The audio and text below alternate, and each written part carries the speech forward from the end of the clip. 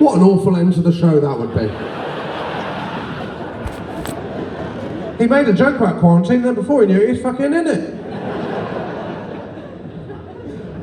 I won't lie, I'd love 5 days to myself.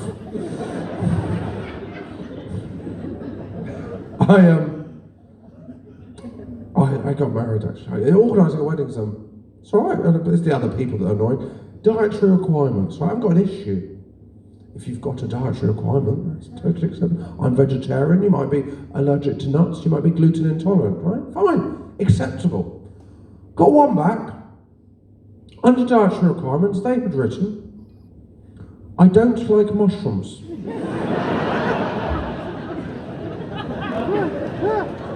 That is not a dietary requirement.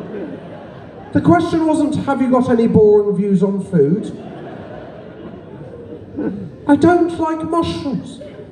Are they talking to people with proper dietary requirements? Someone's going, yeah, if I have a nut, I could die. Well, I know how you feel. I don't like mushrooms. If I have a mushroom, I don't like it.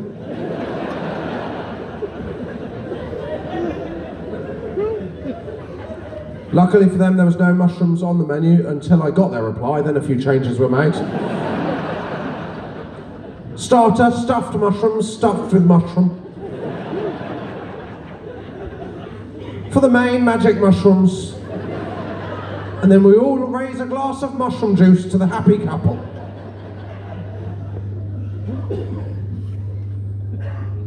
I know I complain a lot, I do, but that's just that's my job.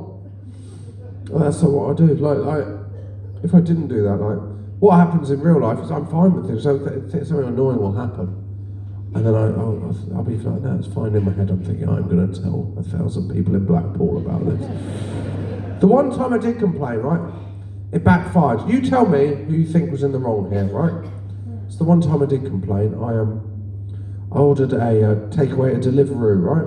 And I ordered a veggie burger and chips, and it arrived, I got it out, and I took a bite, and I thought, there's something missing here. Right, and I opened up the bun, and they had forgotten the burger. I had genuinely taken a bite of a lettuce sandwich. And no, that is not what a veggie burger is. Do you know the worst thing?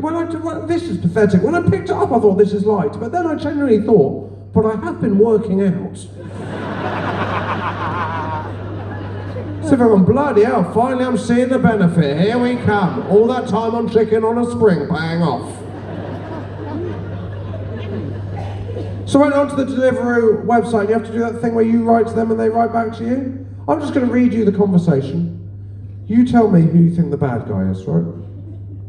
So, oh, for fuck's sake, I just got a text, though. Right, I'll read you the conversation. So I said hi, he said hi. I said I bought a veggie burger and chips and there was no burger. He said, I can see how that is a problem. I thought, I'm glad we're on the same wavelength here. And then he said, before we go on, can you just double check it's definitely not there?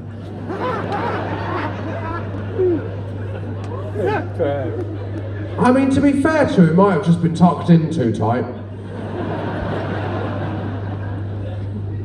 Do you know the worst thing? I did check, I double checked.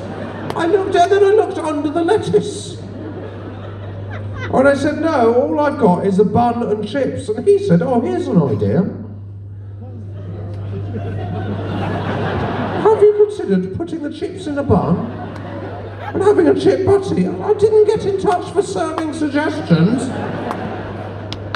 Oh, can I give you a shout next time I have a veg box delivered? He said, so what I think has happened is they've forgotten it at the kitchen stage of the order. No shit! I didn't think he'd gone over a speed bump and it had popped out. Didn't think he got hungry on the way, but he was off carbs, so he left the bun.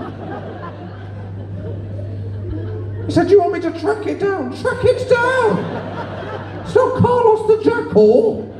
I don't want it reunited with his bun like two pieces of amulet, no! I ended the conversation, do you know what I was thinking? Within 10 seconds, I was eating chips in a bun.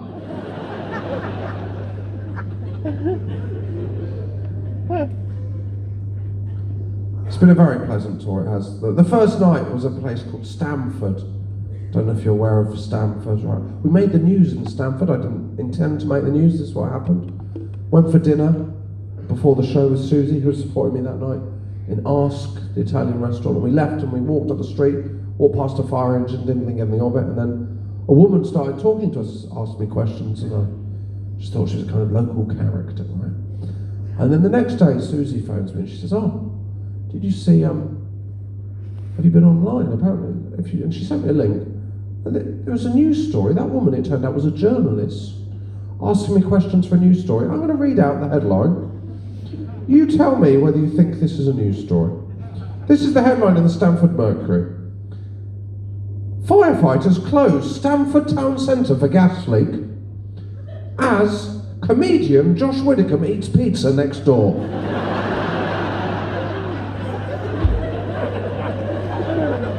That is not a news story. That is two separate events. That headline implies I did it. It implies I've started the gas leak and then gone to watch my work unfold. Also, Ask has got a wood-fired oven. If there's a gas leak, close it down. It's not even the worst bit. The worst bit is my quotes. So for my quotes, what they've done is she asked me 4 questions, right? And then she's removed the questions and made it into one long quote. And I looked like I've lost the plot. Because the questions were, why Ask? Which pizza did you order? Why? And was it tasty? And when you remove those and turn it into one long unprompted quote, I sound like a 7-year-old describing their birthday party.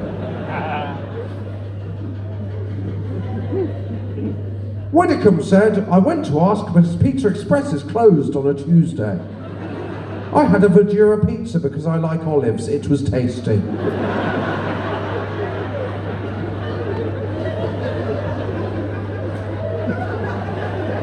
Not the worst quote. The worst quote is from Wilson Nunez, the manager of Ask, who said, I had no idea who he was.